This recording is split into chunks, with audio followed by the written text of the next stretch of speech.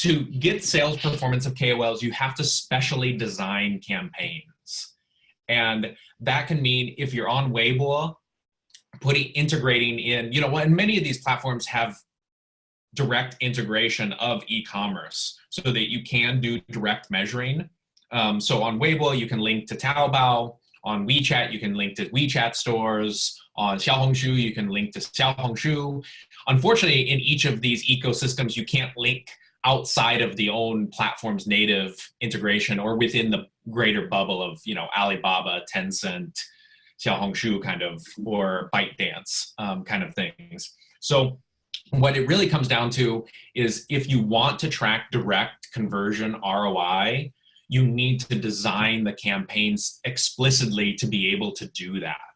And so that can either be done through, in some cases, trackable links, in other cases, redemption type codes or discount codes, in certain cases, only working with KOLs on a certain platform for a certain period of time, and then attributing the increase of sales or the sales on that platform to those KOLs. Unfortunately, that's where there's some disbalance between the West and East. It is more complicated and more difficult to track direct conversion in China than it is in the West. And that's just, unfortunately, I consider it to be unfortunate. It is the nature of the beast. However, when I mentioned that brands should think of KOL marketing as brand marketing and not direct marketing, what I'm really talking about there is that we have a tool or we have a measurement that's become a little bit of an industry standard, what we call our media value.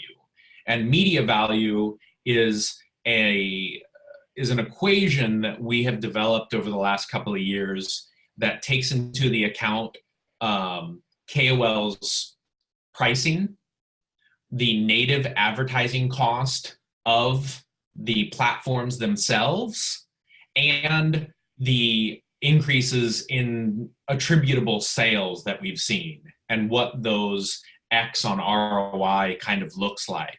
And so it's something that we continue to develop, and especially when we add new platforms. We just recently added Bilibili to the platform, and so we have to go and really exercise and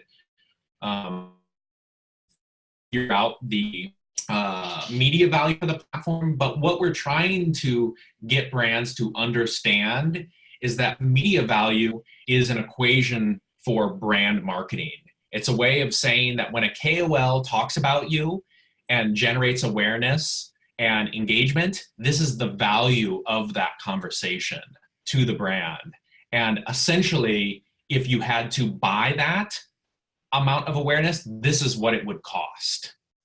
Or this is what, and so it's not directly saying this is how many sales that it's creating. It's saying that this is the value of this conversation around your brand. And so you can actually go into our tool and you can look at KOLs, and every single one of their posts will have a price on it.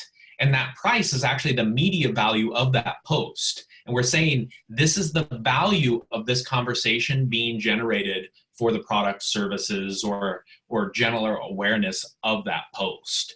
And so that's the conversations that we start to have with brands. And I think we're very fortunate to be able to say this has become such a significant equation that we have, like I said, major financial institutions. One of our main financial institutions is Jefferies. That's one of the largest financial advisement companies in the world, uses our equation in their reports to their paying customers.